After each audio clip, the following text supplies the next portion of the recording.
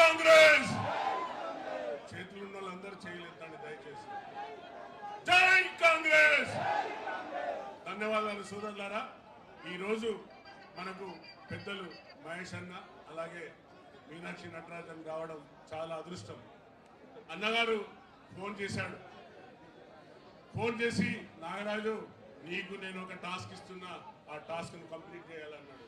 అన్నా మీరు ఇచ్చిన విశ్వాసంతో నా ప్రజలు ఎలాగైతే టికెట్ ఇచ్చినందుకు గెలిపించుకున్నారో తప్పనిసరిగా ఈ ప్రోగ్రామ్ని కూడా నేను సక్సెస్ చేస్తా అని చెప్పినాను. కానీ అందరూ కూడా కొంచెం నిరాశగా ఉన్నారన్నా. మీరు 2 days ప్రోగ్రామ్ ఇచ్చారు. రేపు మనకు యాక్చువల్గా శ్రమదానం, టెంపుల్ దర్శనం, అలాగే మా కార్యకర్తలు అందరితో టిఫిన్ చేసి వారితో ముచ్చటిస్తారనుకున్నాం. కానీ మీకు అనివార్య కారణం వల్ల మీకు పైనుండి ఆదేశాలు బీహార్ వెళ్ళడానికి కార్యక్రమం వచ్చింది కాబట్టి మీరు రేపటి ప్రోగ్రాం పోస్ట్పోన్ చేసారు. తప్పగా మళ్ళీ మీనాక్షి మేడం అలాగే మహేష్ అన్న మళ్ళీ వచ్చి మన అందరితో ముచ్చటిస్తారు. ఈ విషయం అందరికీ నేను చేతులెత్తి నమస్కరిస్తున్నా. ఎవరు కూడా నిరుత్సాహపడద్దు. అందరు చెప్తున్నారు ఫస్ట్ వీక్ లో తప్పనిసరిగా మహేష్ అన్న नटराजन मैडम तपनसरिगा वस्तार. मैडम यहाँ पर जितने भी मेरे कॉन्स्टिट्यूंस के लोग हैं पूरे दलित और गरीब है मैडम. ज्यादा से ज्यादा मट्टी उठा के जीते, मट्टी के ऊपर उनका जीवन चलता मैडम. ये पुराना समिति है लेकिन अभी तक इसके तरफ कोई नायक ठीक नहीं था. तब 30-35 साल से इधर कुछ भी अभिवृद्धि नहीं हुआ, ఎలాంటి అభివృద్ధి జరగలేదు. కానీ రేవంత్ అన్న నా పైన విశ్వాసం ఉంచి మీ దగ్గరికి పంపిండు. మీరందరూ కూడా నన్ను విశ్వాసంతో నాపై ఓట్లేసి గెలిపించినందుకు మీ అందరికీ శిరస్సు వంచి నమస్కరిస్తా. తప్పనిసరిగా ఇక్కడ మనం మజిల్ పవర్ లేక ఇంకేదో పవర్ చూపెట్టడానికి రాలేవు. మనం అందరం కూడా ఒకటే. ఒక్కసారి అందరు కూడా నాతో నినాదం కల్పండి, बोलो कांग्रेस पार्टी के लिए. अंदर కూడా కాంగ్రెస్ పార్టీ కార్యకర్తలే. ఇక్కడ ఒక్కటే నినాదం, కాంగ్రెస్ నినాదం. నాగరాజన్ననో లేక ఇంకేదో కాదు, కాంగ్రెస్ నినాదం. ఎందుకంటే పెద్దలు ఏఐసిసి నుండి వచ్చారు, మన క్రమశిక్షణ చూస్తున్నారు. ఇప్పుడు చక్కగా మనం 5 కిలోమీటర్లు నడుచుకుంటూ వచ్చినాం. ఏ మాత్రం కూడా ఇబ్బంది కలిగిన నా కార్యకర్తలకు చేతులిచ్చి క్షమించమని వేడుకుంటున్నా. ఎందుకంటే పోలీస్ అధికారులు కొంచెం నూపుతారు, నెట్టేస్తారు. తప్పదు, అది మనకు విధి నిర్వహణ భాగంలో మనం అందరినీ కూడా ప్రొటెక్ట్ చేయవలసిన బాధ్యత ఉంటుంది. కాబట్టి ఆ పోలీసు వాళ్ళను మనం తప్పుగా భావించద్దు. మీ అందరికీ తెలుసు ఇక్కడ జరుగుతున్న కార్యక్రమాలు ఏ విధంగా మనం అందరం ఐక్యంగా ఉండి వర్ధనపేటను అభివృద్ధి దిశలో తీసుకుపోతున్నాం. 200 కోట్లతోని మీ అందరికీ ఇక్కడ integrated young India school Revanth అన్న గారు అడగంగానే నాకు శాంక్షన్ చేసిండ్రు. మీ అందరి తరఫున వారికి శిరస్సు వంచి రేవంత్ అన్న గారికి ధన్యవాదాలు తెలుపుతున్నా.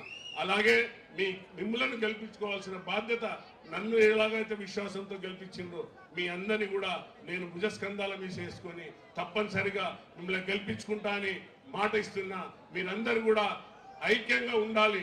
5 ఏళ్ళు కలిస్తేనే అన్నం తినగలుగుతాం. 1 ఏళ్ళు విడిపోయినా కూడా అన్నం తినడానికి ఇబ్బంది అవుతుంది. కాబట్టి మనలో ఎన్ని తారతమ్యాలు ఉన్నా ఏమున్నా కూడా మనం అందరం ఐక్యంగా ఉండి ఈ యొక్క రాబోయే లోకల్ బాడీ ఎలక్షన్లను మనం తప్పనిసరిగా గెలిపించుకోవాల్సిన బాధ్యత ఉంది.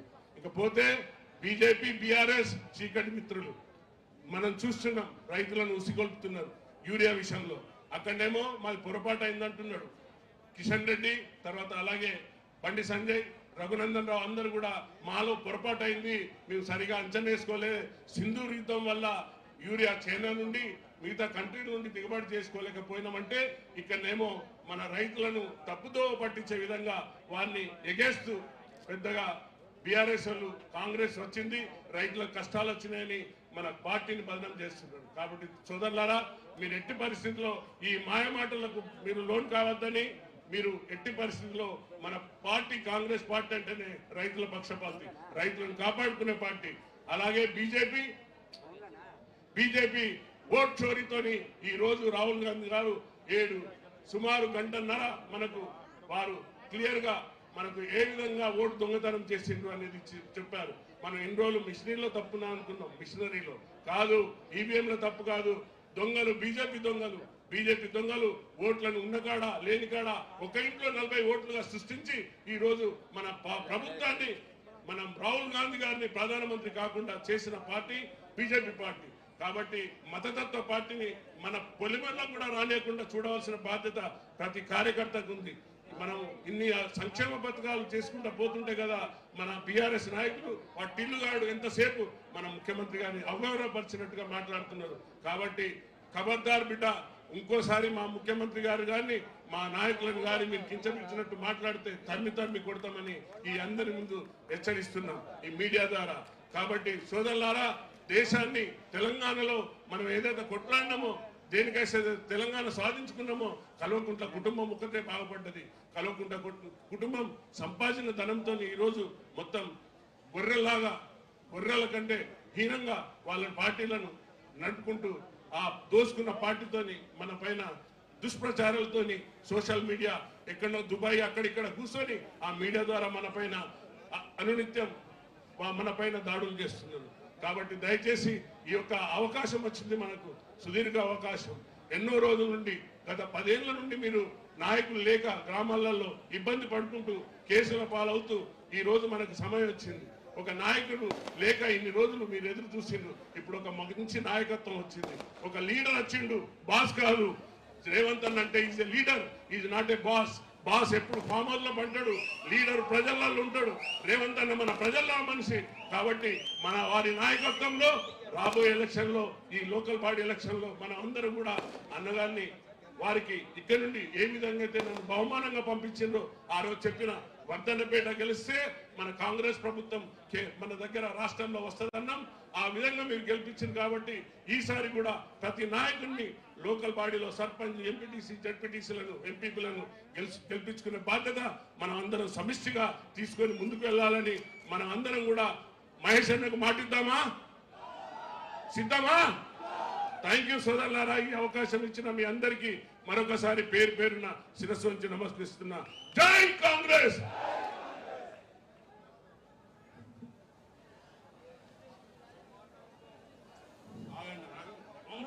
ప్రియతమ నాయకులు కొండా సురేఖ గారిని మాట్లాడాల్సిందిగా కోరుతున్నారు. సభకు నమస్కారం. ఈరోజు